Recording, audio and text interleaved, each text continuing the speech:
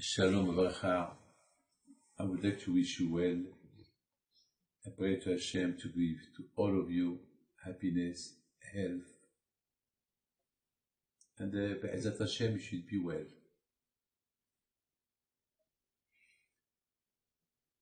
I would like to tell you a few stories about my grandfather, Rabbi Chaim Pinto from Casablanca.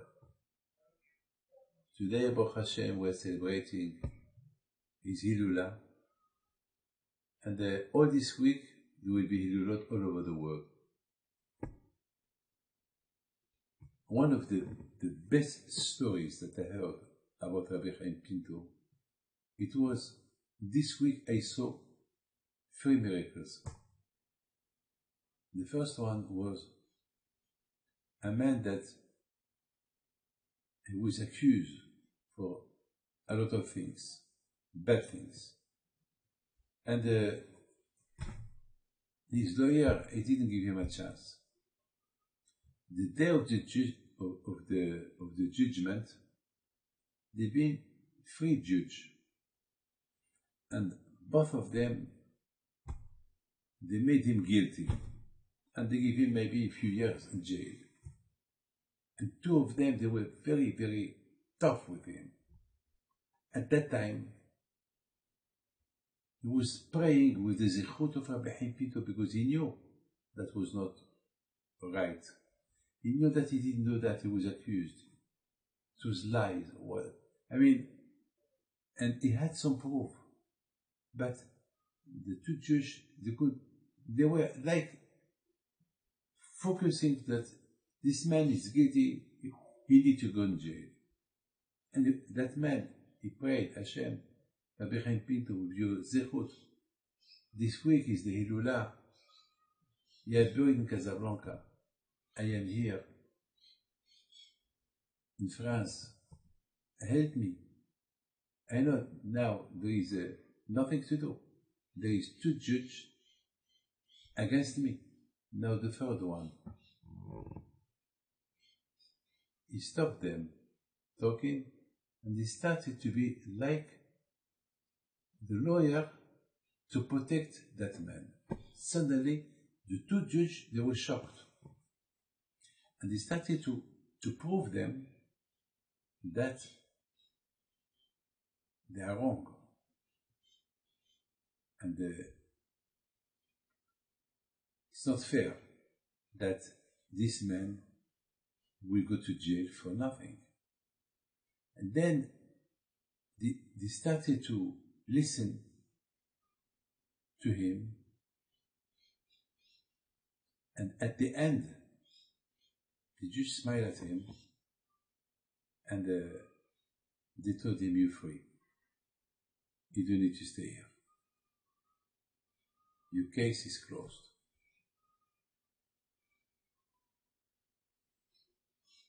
That's why we pray to Hashem every day.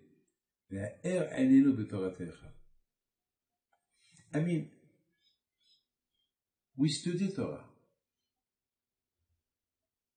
But a lot of times we may study Torah not right. Maybe it's false. The way we understand it, it's false. Sometimes we have questions about what we're reading, about what we listen. So, really, we need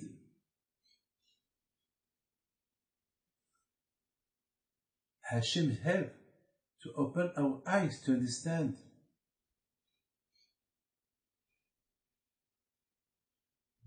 The Torah.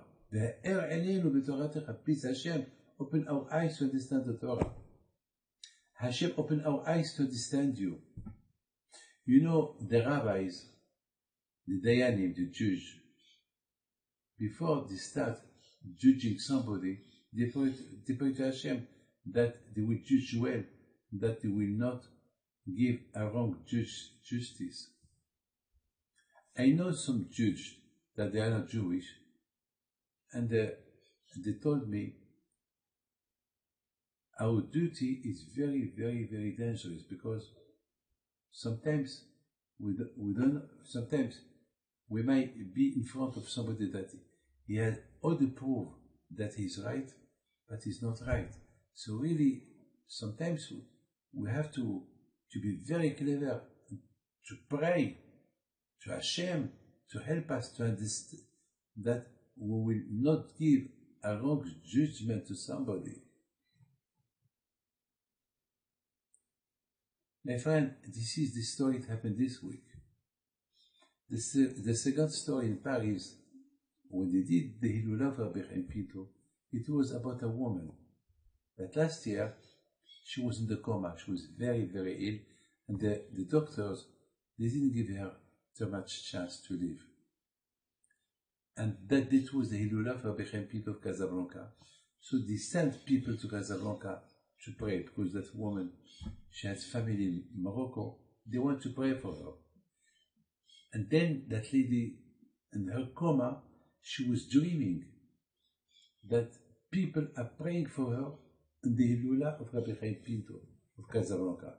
And that dream, she will not forget it, because when she opened her eyes, miraculously, but the doctors, they couldn't believe.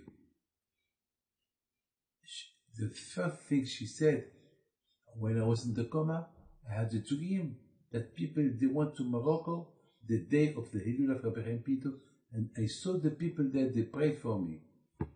They told her that was right. So she said, well, if I remain alive, next year I will do the Hilula of Rabbi Chaim Pinto.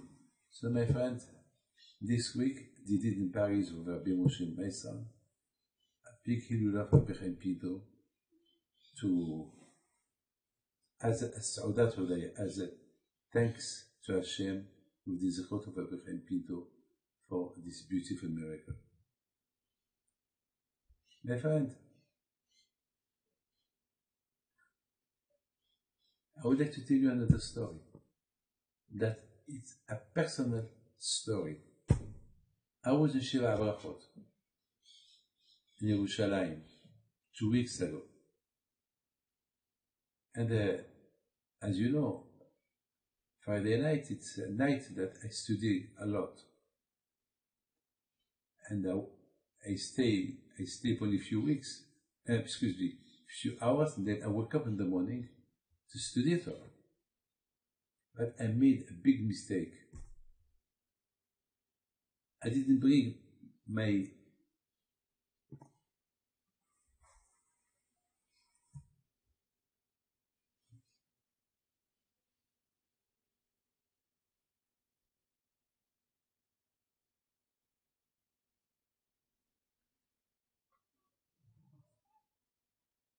I just cannot remember how we say in English, Mishkafayim. Mishkafayim is in French we call them lunettes. Without my lunettes, I cannot see. So, you have two kinds of lunettes of Mishkafayim. To see from far away, or to see close. And Baruch Hashem, from far away I can see. But to see close, I need my lunettes. But the doctor, he gave me as well. He said one day, when you need to see from far away, is those mishkafayim that you can see from far away. And I don't know what happened to me that Friday. Instead of taking my mishkafayim, so that I can read close, I took the mishkafayim that I can read from far away, and I had a problem, I couldn't see. I was so sad. What am I going to do? After the dinner, after Shabbat Brachot, there is nowhere to go. And I know I can't sleep, I have to read. I brought with me a lot of books. So you know what happened? I said to myself, well, Hashem, help me. Help me. So my suitcase, I know there is nothing there. I know there is there only books. And all the books, they were outside. And then I put there my dirty clothes that I changed for Shabbat. And my mind open the suitcase. But I said, no, I was talking to myself. I said, no, there is nothing. I remember I didn't put it. My friend, I opened it. Hashem is a witness. And I found this small box where I put the mishkafayim, brown one. Now, don't tell me that they came from the Shamayim. No. They were there. I'm sure that I put them there before Shabbat, but I forgot that they were there. And for one moment, I was afraid, I was scared. So why Hashem did that to me? Because Hashem wanted me to pray. Hashem wanted me to understand that how much were said when there is no Torah. Hashem wanted to show me, you see, David, how much you have pain that you cannot study Torah because there is no mishkafayim. So that it will give me more love to the Torah, and that will give me more motivation that before I go anywhere, that I will not disconnect myself from the Torah. That is like Hashgacha Pratit. When I told this story to some rabbis, the rabbis told me, maybe maybe there was there no mishkafayim, maybe it came from the Shamayim. I said, no, I don't believe. I'm not Rabbi Chaim Pinto. But I know, I pray with the zechut of Rabbi Chaim Pinto to help me. I would like to have back my eyes to see to see close without my mishkafayim. But it's pity why I didn't ask Hashem to give me back my eyes, the view to see. I pray to Hashem, maybe there is a mishkafayim in my suitcase, and they were there. No, they were there. But Hashem, He made me to forget them, so I can pray to Him to help me. So I can pray with the zechut of Rabbi Chaim Pinto that something happened. And Baruch Hashem, something happened. You know, my friend, it happened to me the same when I was in Miami.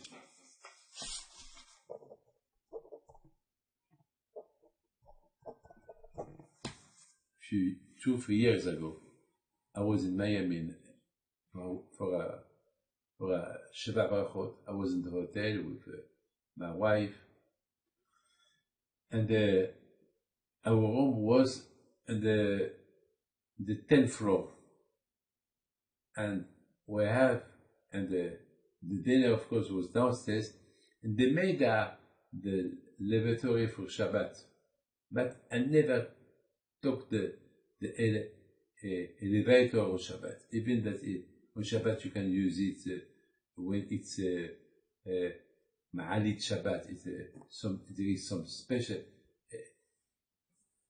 Ma'aliyot for Shabbat. I never took them. So we made sure before Shabbat that everything in the room was perfect, that the light that we need for Shabbat is on, and then we had the keys for the room. So after dinner we went up. It was very hard. It took us 10 minutes to get to the floor.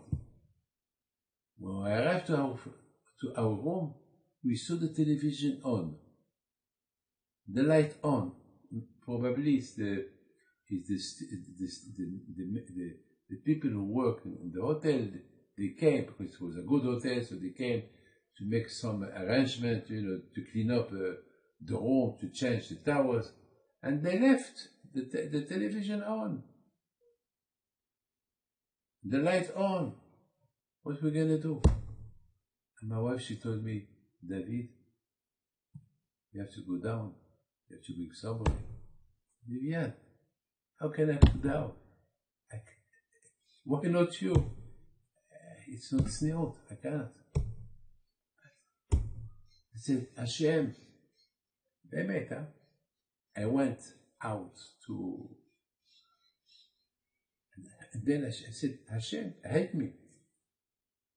How can I, between you and me, how can Hashem can help me? How can Hashem help me? There is only way to go down 10 floors, to go to the lobby, tell them there is a problem in the room, then I have to go up again. That means 30 floors. That means, can you imagine? And I said, Hashem, help me. At that moment, I started to hear somebody talking loud, coming up as well. Coming up, probably one of the guests that his room was in the 10th floor, like that. When I saw him, I told him, Moshe, but you're supposed to be in the 7th floor. What do you do here? He said, what floor I am? I said, you are on floor number 10.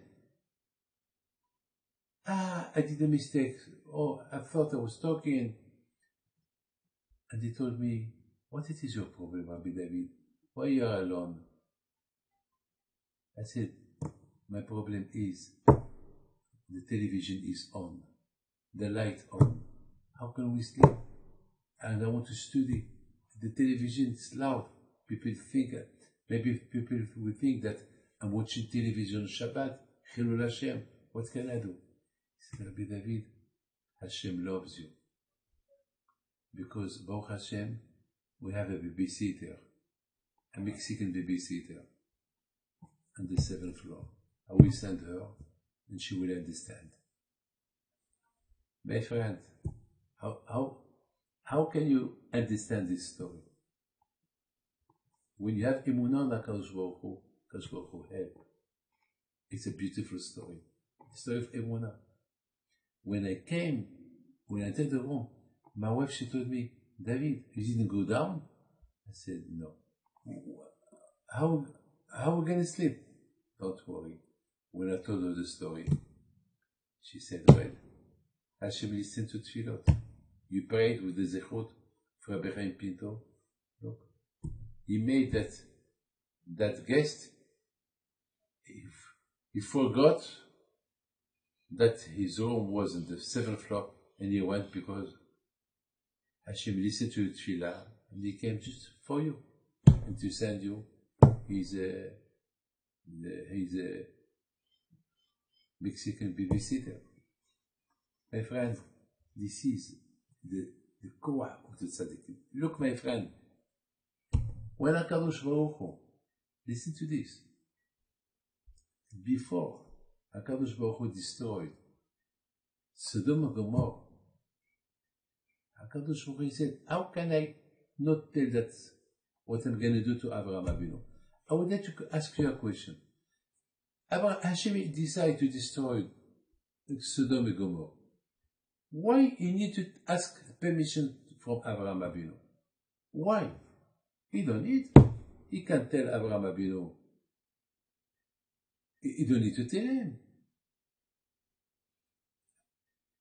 The most important that is that Hashem already sent an angel to save Lot. That's it. Why why he need to tell Avraham Avinu what he was going to do? My friend, you know what is the answer? Hashem, he was a partner with Avraham Avinu.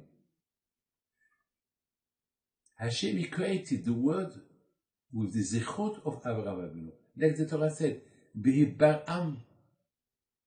That Hashem, Behibaram is the same letter of Avraham. That means that Hashem, he created the world when he saw how Avraham Avinu was a tzaddik.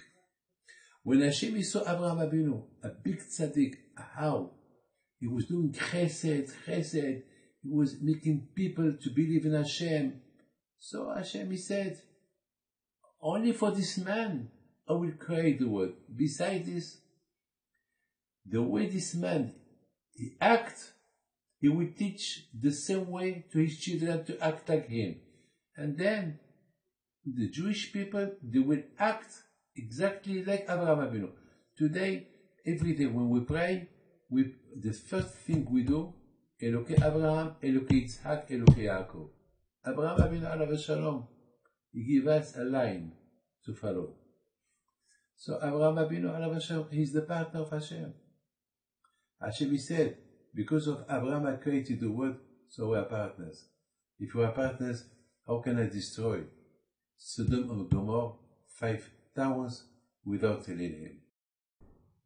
And then Hashem told Abraham Avinu, Abraham, I asked your permission. Look what I'm going to do. And Abraham started to pray for the Shaim. Hashem, please, Hashem, do me a favor, do something. Then Hashem said, Abraham, for your own good, it's better that I destroy them. Because before, there were only one city that they were Reshaim. Then another city joined them.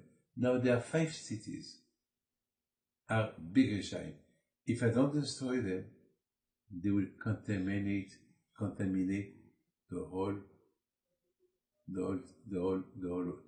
Eretz Israel. All Eretz Canaan, I have to destroy it. And if I destroy it, you will be alone. It will be hard for you to work. Look, Lot, that he was with you. He followed you. Then he chose his own way. And he started to steal. So you, Abraham, you told Lot, get out from me. We cannot stay together here because I teach people not to steal, and you steal people. So we cannot stay together. You cannot be my neighbor. Where he went, he chose to go to live with Sodom. That means that he become more Rasha than before. I mean, instead of doing Teshuvah and promise you to stay with you and to correct himself and to behave well, he didn't listen to you. He wants to live in Sodom. So you know what's going to happen? If I don't destroy those cities, they will contaminate all this land, and then you will have no ambition to stay here. You will have nothing to do here. You will have no job to bring people to do Teshuvah. So let me, for your own good, I have to destroy them. My friend, there is a lot that we can learn from here. Rabbi Chaim Pinto alav shalom, he was a man, always, he prayed for people. He was a man of tefillot. He prayed day and night. I forgot. I remember now. The mishkefay, my glasses, lunettes. Yeah, the story that I told you about the mishkafayim, the glasses. I just remember. When I prayed with the zichut of Rabbi Chaim Pinto that I will remember the name of my mishkafayim in English, and I couldn't remember. So he answered me with his zichut. My friend, what is the difference between Lot and Abraham? Lot, he did a big teshuvah with Abraham, but he had to follow the teshuvah of Abraham. And to follow the teshuvah, that he made with Abraham, he has to be connected to Hashem. But Lot, unfortunately, he wanted an easy life. Till I pray to Hashem and Hashem will answer me, I steal, quick, cash and carry. My friend, Noah, there is some rabbis that they do some critiques about Noah. Why? Because we saw that Hashem gave to Noah a chance that he will not destroy the world if he will talk to them. So Hashem gave an idea to Noah. He said, look, the generation are all Reshaim. I want to destroy the world, but with the water. But I give them a chance. You build a Titanic, a big boat for your family and for the animals, so that the world so that I will recreate again the world. Unfortunately, Noah, he didn't do a good job. He saved his life. He saved his family. All this Titanic, all this boat was only for him and his family and animals. What about the world? There was nobody there. He was a good person inside the Teva. When he was inside, he took care of the animals. All the animals, they had a lot of everything they wanted. The Gemara said that Noah and his family didn't sleep. They were 1 year, they were taking care of the animals. Noah, what you did for the animals, why you did not do that for other people? The animals, they behaved well. And they've been waiting all the time that you bring them food. Why didn't you do the same with patience? You've been so patient with the animal for 1 year. Why you haven't been patient with the people? You know what the Gemara said? When you're convinced and you talk to somebody, he listens to you. Noah, he didn't talk to them with conviction. So he didn't convict nobody. So unfortunately, it was good for the animals from the inside the Teva. He did his job well, but outside the Teva, when he was living with people outside, he didn't do nothing for them. He just carried his life. My friend, life, you cannot live in contradiction. To live your life in the house and you live another life outside the house. The same way that you are good outside, you have to be good inside. The same that you are good inside, you have to be good outside. There is some people who tell me, Rabbi David, my husband is so nice to everybody outside. He showed them he's the best. He's nice to me in front of everybody. But my house, he's a devil. He's a devil. He hit me. He cursed me. So I called him. I told him, hey sir, why you act like that? He said, no. At the end he said, you're right. I have to correct myself. Well, my friend, that's what we learned from the Abraham Avinu alav shalom. He was good in the house with his wife. He was good outside the house. That's what we learned from all the stories of Abraham and Sarah. Abraham Avinu's house was open for everybody. Abraham Avinu alav shalom, his house was open for everybody. And it was good with his house, with his wife. He listened to whatever his wife tell him. He listened. וישמע לכל שרה, שמע לכל שרה אשתך. And Abraham outside was the best. The same with Yitzhak, Rivka, Rachel, Leah, and Yaakov Avinu. They were good inside and outside. Well, my friend, that was Rabbi Chaim Pinto alav shalom. Rabbi Chaim Pinto, all his life, he was the same. In his house, he acts well with Hashem. He acts well with his wife. And when he was outside, was the same, even more. My friend, you know,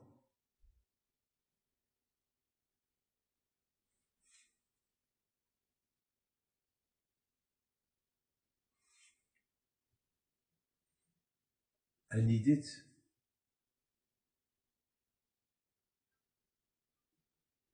to understand something about Achelimenu.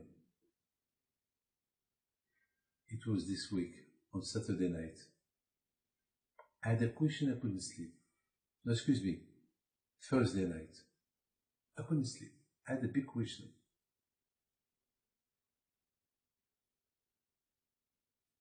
How Yaakov Abinu, when he met Rachel, he kissed her. I did not understand. Every year I have this question. I try to find an answer, but I never find an answer. A good answer that will satisfy me. According to the Kabbalah, I have an answer, what the Zohar said. But not everybody understands Kabbalah.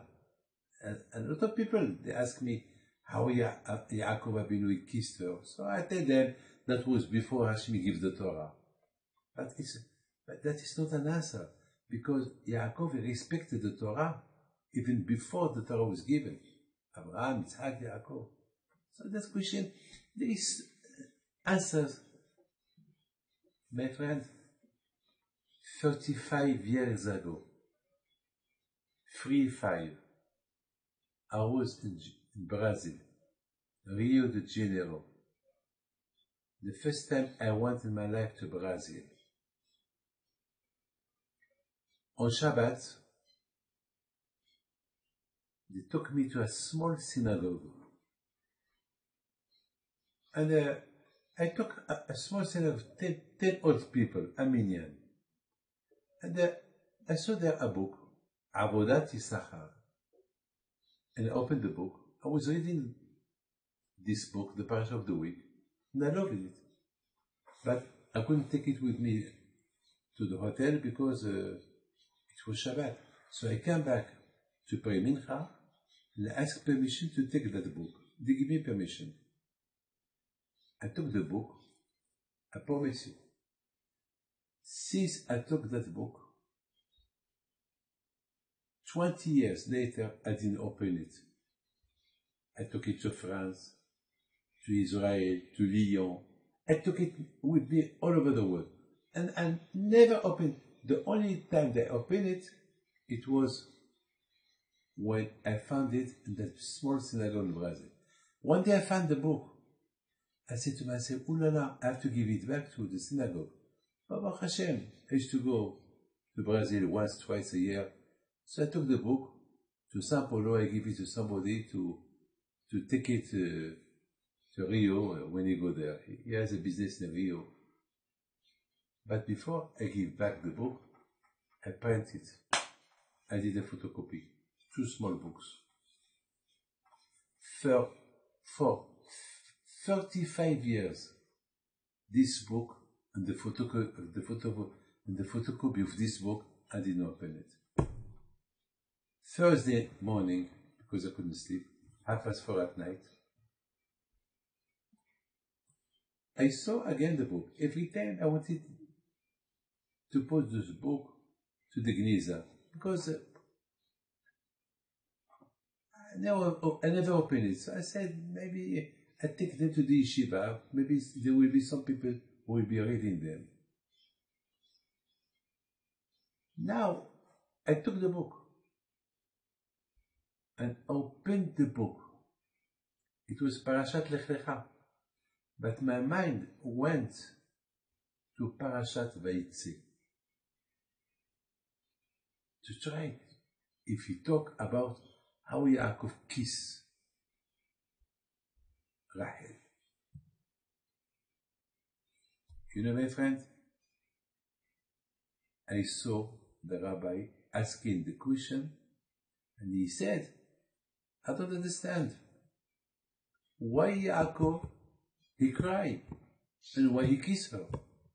We kiss only somebody that we know, but Yaakov didn't know Rachel. And why he cried? I mean, but and my question is, how Yaakov kissed a woman, Rachel? You know what answer he give? A beautiful answer. Avodat Yisachar, he was a big tzaddik in Poland or Romania. He said, the move Vaishak, kiss, it's as well, we use the word kiss as equal. It's like you have here a swimming pool, and you have here a swimming pool, and the level of the water is the same. There is a swimming pool, in the middle there is a wall, and the water kiss, the water from here, the water from here, kiss each other. It make them equal. And he said, Alav Shalom, he said, this rabbi, Avodat Yisachar, he said, that when Yaakov arrived to Haran, he was 77 years old.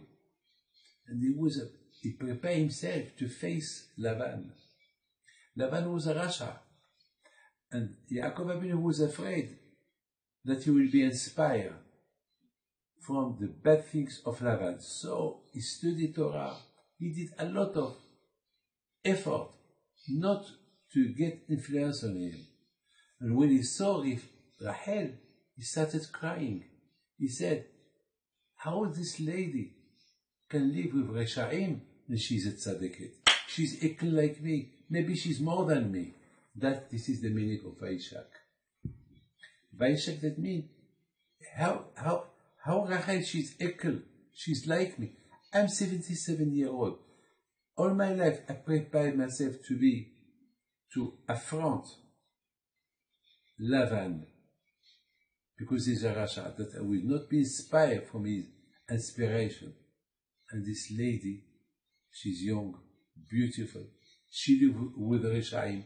She lived with a family that they don't observe nothing. And he killed like me. That's why he cried. He cried because he saw the qualities she had. That one day she's going to do something that no one can do. Eventually, that's what she did. So that her sister, she will not be embarrassing. The night that her father exchanged her, she gave her the sign so she will not be embarrassing that night. My friend, Rabbi Chaim Pido Alav Shalom, when he used to meet people, he was feeling like he was equal like them. He go to poor people, he will sit on the floor, because poor people, they don't have tables in Isawira. He will sit with them on the floor, and he will eat with them something.